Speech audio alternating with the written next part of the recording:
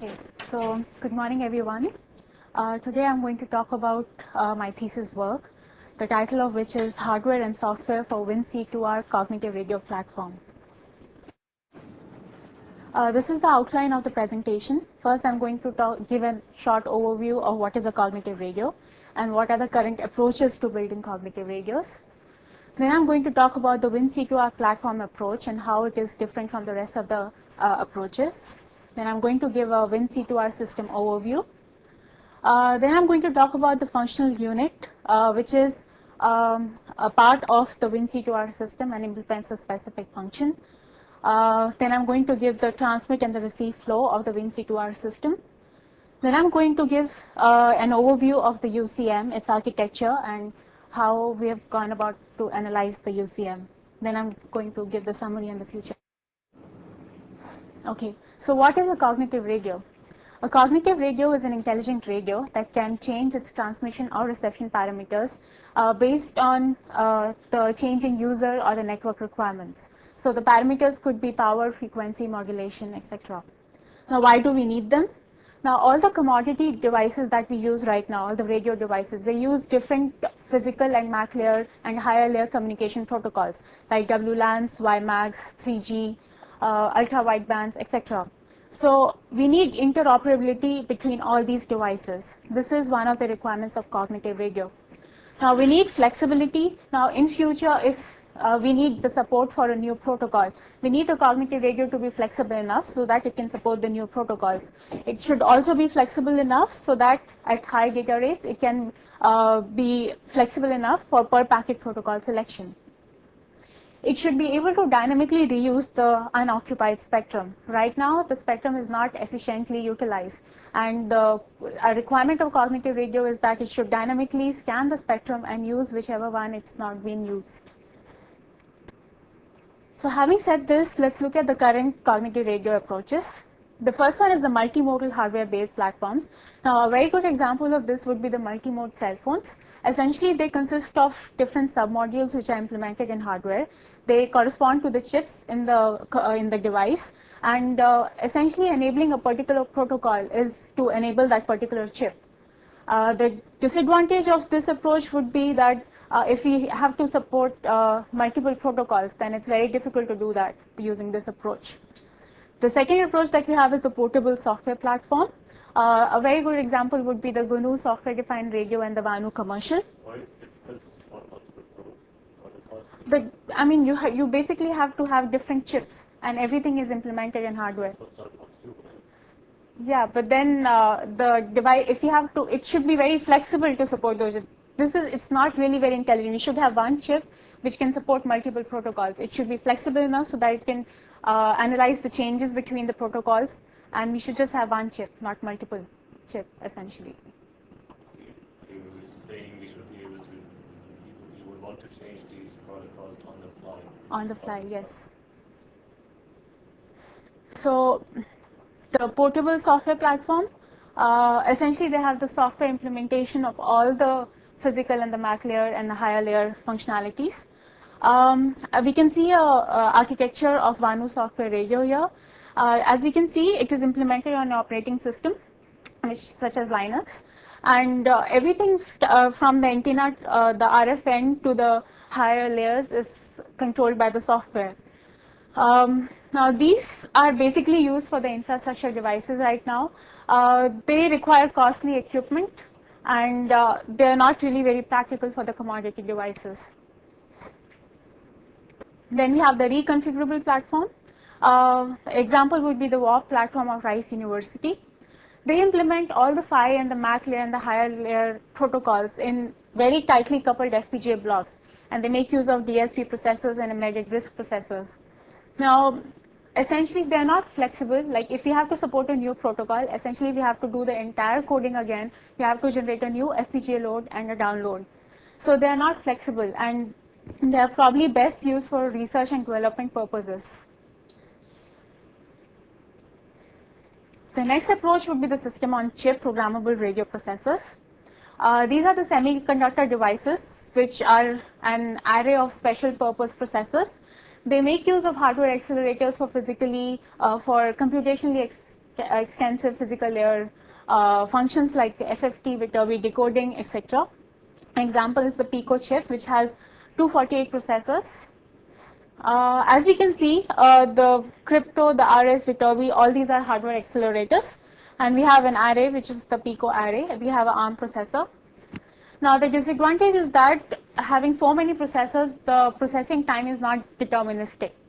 And a very important requirement for the cognitive radio application is that the processing time should be deterministic.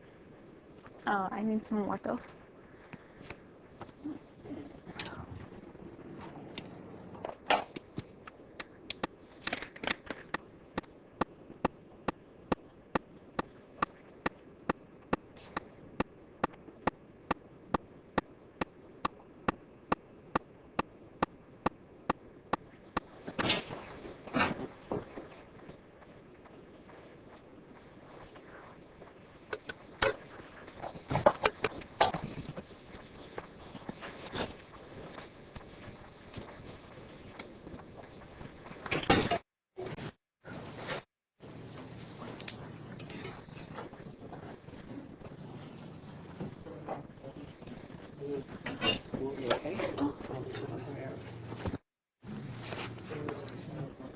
Oh my God.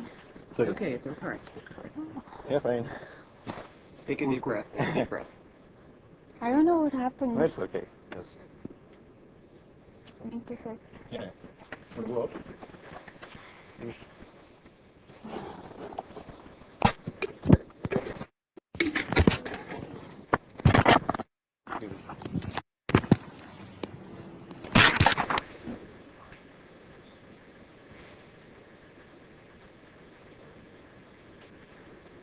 Which can have a fixed function, be parameterized, or be fully programmable. Now we can look at an example A22.11a receiver block diagram using the platform approach. Now we have various functional modules connected to each other using a bus architecture, which is the system interconnect. We have the various functional modules like the ATC FIR, which implements a specific function. Now we have a microprocessor, which forms one of the functional modules, and it is fully programmable. Now, another one of the functional modules is a flexible MAC, which implements 2 or more MAC algorithms, and which can be selected by passing a parameter to it by the microprocessor. So we have functional modules which implement a specific function, or which are parameterized, or which are fully programmable. Now, there are global platform control mechanisms, which are used to schedule the task and for the inter-functional module communication.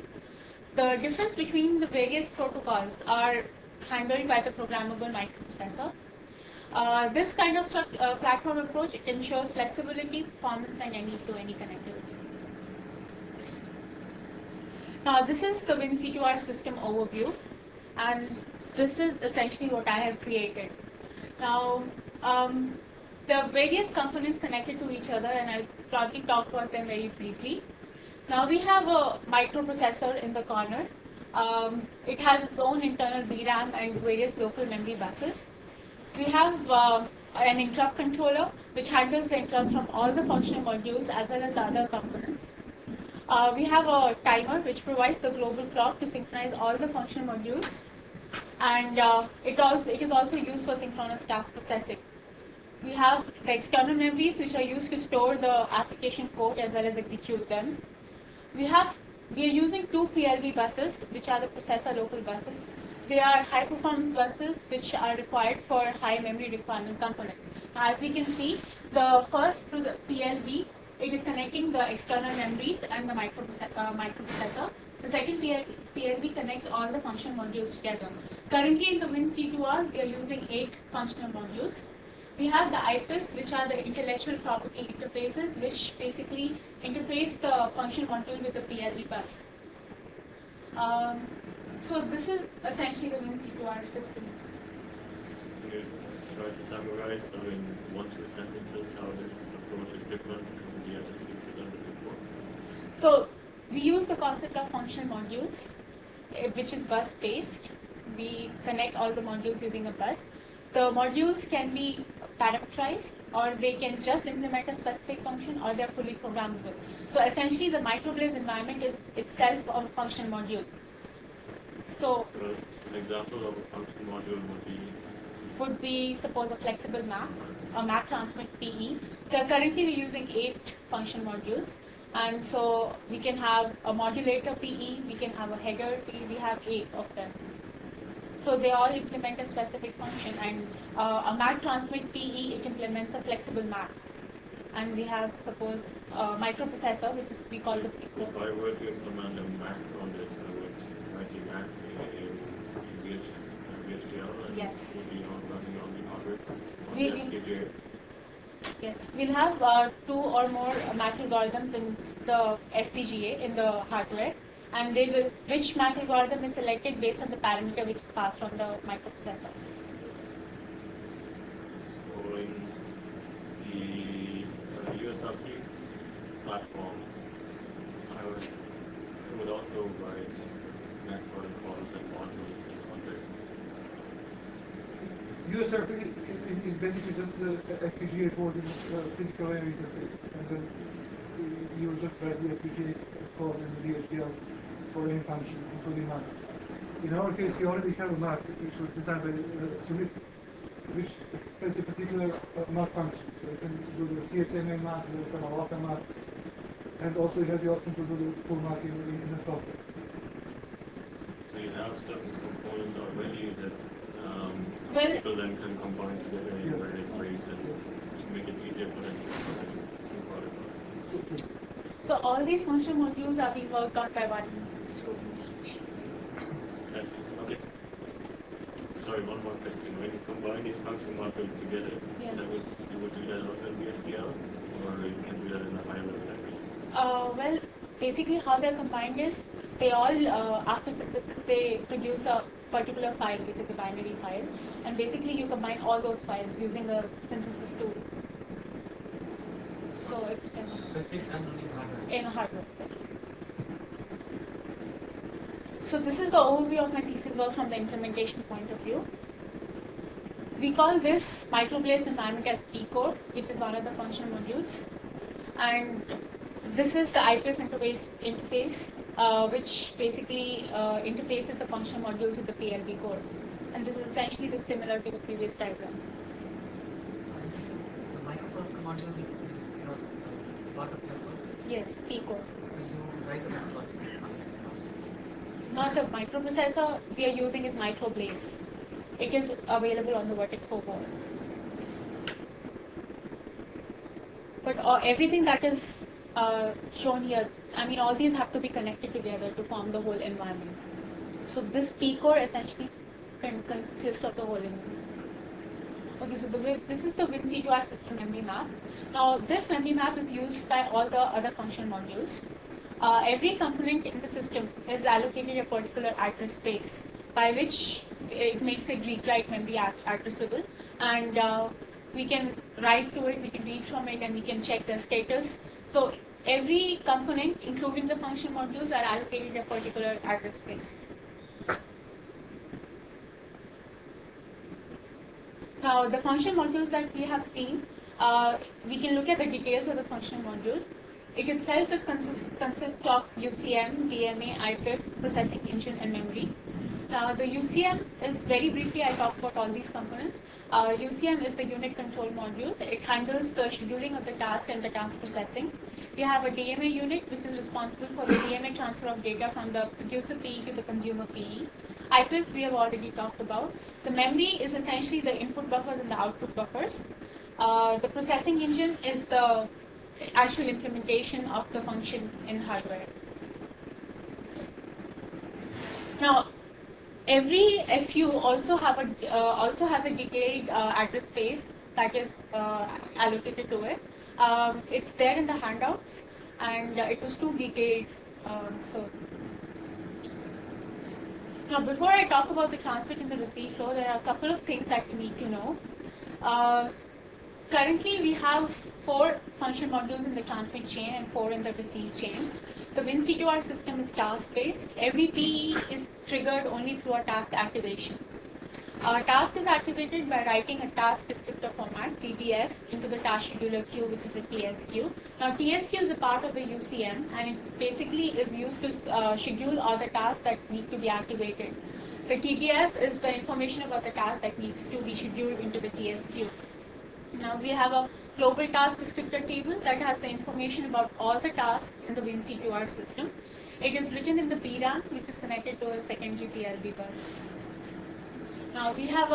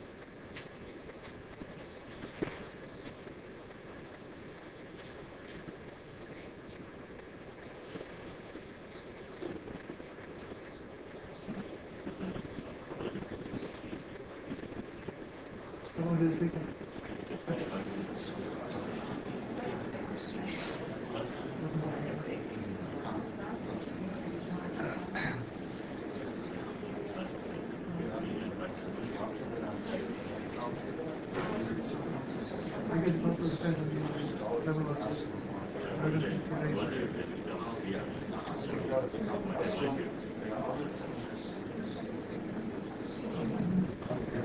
But I'm not sure if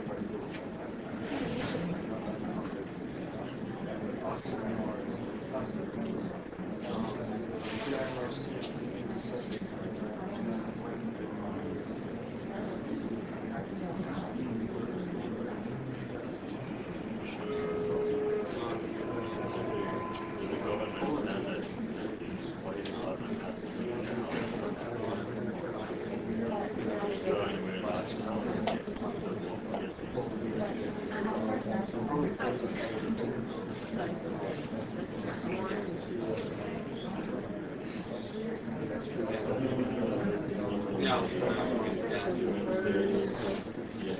you can put in anything you want. Yeah. I'll email this very just Probably not. I went to ISSPA.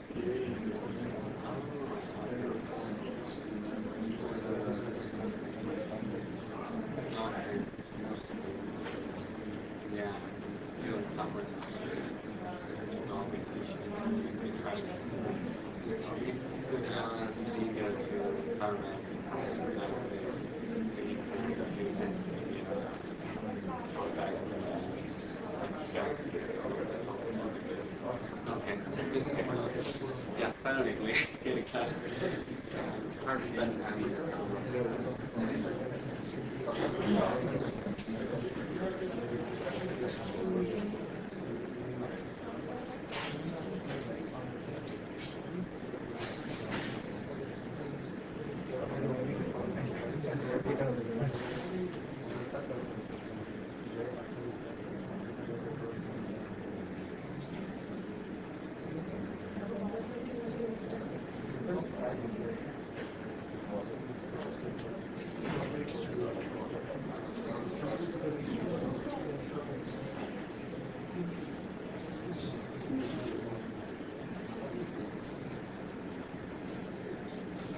okay.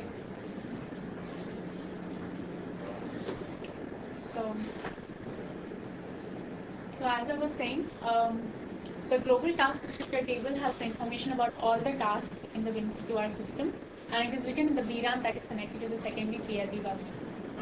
Now this GTD is basically accessed by all the functional modules to fetch information about a particular task. Now we have the task descriptor tables that are local to every PE, and it contains the task associated to that particular PE. DRAM access also through the DMA? No, this is through the bus structure. Now this is the transmit flow. So as you can see, like these are the 8 function modules that we are using in the WinC2R. Every function module is essentially triggered only when it receives a task, only when a task is activated. So right now I'm sending this command called the send data frame, which sends a frame to the mat transmit PE. The mat transmit PE does the processing on the frame and it calls the next task, which is the transmit data available, and it goes to the frame header PE. The frame header PE again does its own processing and it calls the next PE, which is the modulator PE. So like this, we can see that every PE is essentially triggered only when a task is activated, and all these information about the task is maintained in the global task descriptor table. Similarly, we have the receive command flow. These are the 4 function modules in the receive chain, and I send this command, the receive start rx start receive control to this particular function module. It does the processing and it calls the next module, and so on. The mat receive PE, after it has received the frame, it sends the frame back to the P core. Now, how that is interfaced to the P core, I'll be explaining in the later slides. Now, this is how the UCM interfaces to the GTT and the TD. Now, this is how a GTT table looks like. It has the information about, it has various entries, and every entry contains the information of that particular task. We have a producer TD and a consumer. Now, every PE can be both a producer and a consumer. By a producer, it means it is processing the current task, and by a consumer, it means it is processing the next task. So we have, if you look closely here, we have the next task. Next task ID again points to the GTT table. The parameters for that particular task are fetched from the GTT table, and there's a particular pointer, TD pointer, which points to the TD table in the consumer PE. So this is how the UCM interfaces to the GTT and the TD. There's a lot of things involved in the task processing, and the GTT and the TT basically the UCM uses these 2 tables for the task processing. Now the VRAM estimate for Vertex 4 and Vertex 5. Currently we're using 2 Vertex 4 board, one for the transmit and one for the receive chain. The Vertex 4 that we're using has 192 block RAMs, which is 18 kilobits each. The VRAMs required for the 4 PEs is 96, which is based on the requirements of a PE, like if you look at the functional module architecture. The VRAMs required for the microblaze design instruction and data is 104 VRAMs. This has been found out after synthesis. So the total VRAMs required is 200, which is overutilized. So then we thought of using the external memories for the application code. So after using the external memories, the VRAMs that were required reduces to 75. Now even then, our VRAM requirement is 171, which is very close to 192. And if after we put in the PE logic and the UCM, it won't be enough for our system. So hence we need to migrate to the Vertex 5 board. The Vertex 5 board has 244 block RAMs, which is 36 kilobits each. The VRAMs required for 4 PEs is 48. The microblaze design instruction data requires 38 VRAMs, and hence the total VRAMs required is only 86, which is 36% of the utilization. So Vertex 5 board would be able to meet our requirements.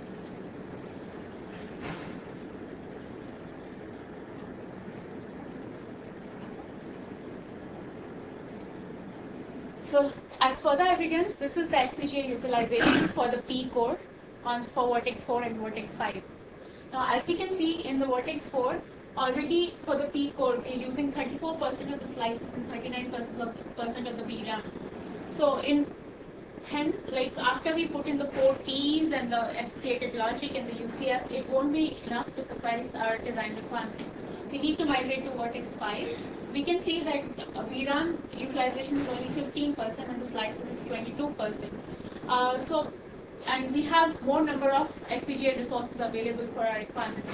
Hence, the Vertex 5 board should be able to meet our design requirements. The software aspect of my work. Now the P core, it handles all the interrupts. There are 3 levels of interrupts: the PE level, the UCM level, and the IPF level. All 3 interrupts have to be handled, and the interrupt handler is written in the microprocessor. The P core handles the interface with the MAC TX and the MAC RX PE, and also the sync block in the receive chain. P core handles all the initialization and settings for the functional modules. P core handles the GTT, TD, and register maps for the processing engines. The commands like global reset, set timer, send packet, memory read, and memory write can be used from the command line interface to execute the various functionalities. Now, this is the Mac TX interface, and this is the Mac RX interface. Very briefly, I'll explain how the P core interfaces with the Mac TX PE. Now, this is the P core.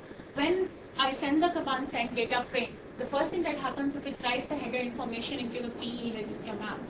Then it writes the payload into the input buffer of the Mac TX. It updates the input data pointers and input data size in the task descriptor table of the Mac TX, and it essentially activates that particular task send data frame by writing into the TSQ of the Mac TX. A similar procedure is followed for the Mac RX interface. When the Mac RX has the frame in its output buffer, it essentially raises an interrupt to the P core that I have the frame, and you can extract the frame. So for this purpose, we have another PRAM which sort of mimics a PE, and it's almost the same as the Mac TX interface. The validation methodology. I've used this command line interface to do the memory read and write accesses to the various memory regions in the P core as well as the function modules. Now, if you look at the top right snapshot, we can see that all these are the functionalities that are getting executed. If you look at the bottom snapshot, this is how that I have performed the memory read and to verify whether everything that is there in the memory locations are correct or not. As I explained before, every function module is in the form of some NGC files which are combined together at the top level. So this snapshot essentially tells that the P core was synthesized along with the other function modules and all the NGC files were combined. So the whole system level testing cannot be performed right now because the system is not ready, and hopefully by the end of October we'll be able to do that. We use Xilinx. Xilinx. Yes, Yes, Xilinx synthesis. Yes. Now, another aspect of my work was to analyze the UCM. The UCM, as we have seen before, is part of a function module, and it is essentially the heart of the function module which schedules the tasks and is responsible for the task processing. Now, we have several subcomponents in the UCM. We have the processing engine controller, we have the task flow manager, we have the DMA arbiter, we have the task controller, and we have the scheduler. So very briefly, the processing engine controller, it essentially interfaces the UCM with the processing engine. The task flow manager essentially handles the next tasks which are provided by the task controller. The DMA arbiter arbitrates between the various blocks of the UCM. The scheduler schedules the various tasks in the synchronous and the asynchronous queues. Now the UCM uses 5 functions for the task processing.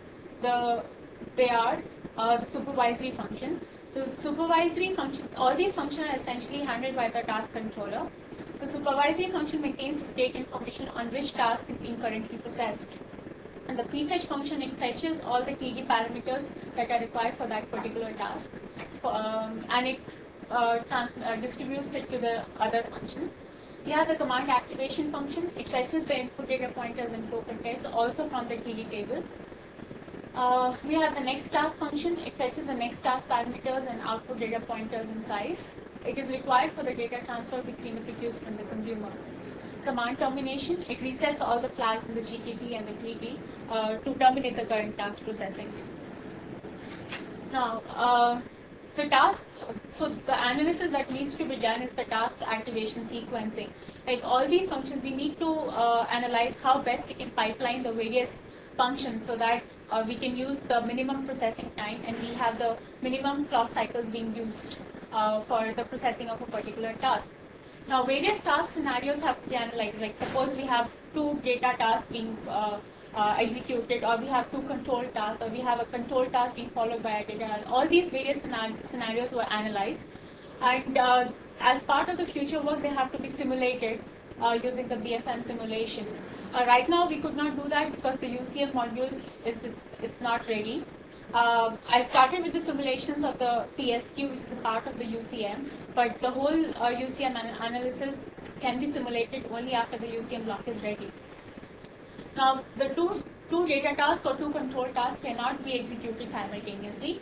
However, we can execute one data task and one control task at the same time, as they use different parameter sets and essentially they use different input and output buffers.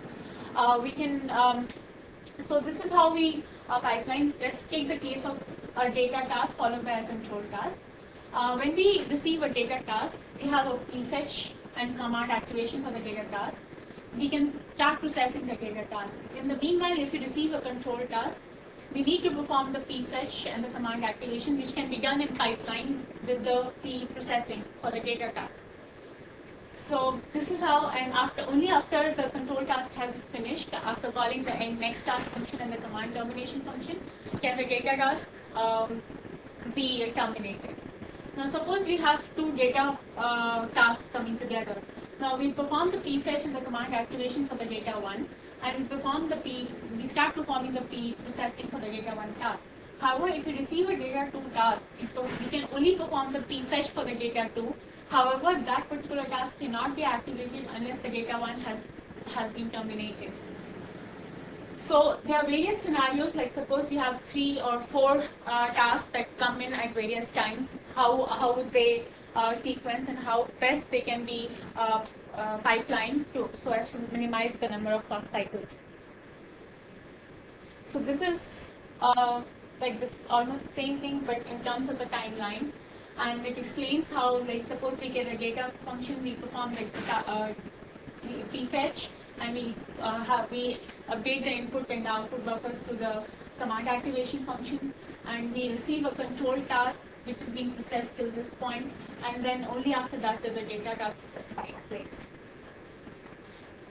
To summarize, I have created a P core which was integrated with the 4 functional modules in the transmit chain. I have created the global and the local data structures which are to be used by all the functional modules.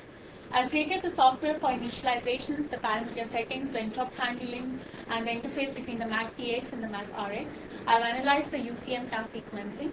As part of the future work, I have to simulate the UCM timelines to analyze in terms of the number of clock cycles.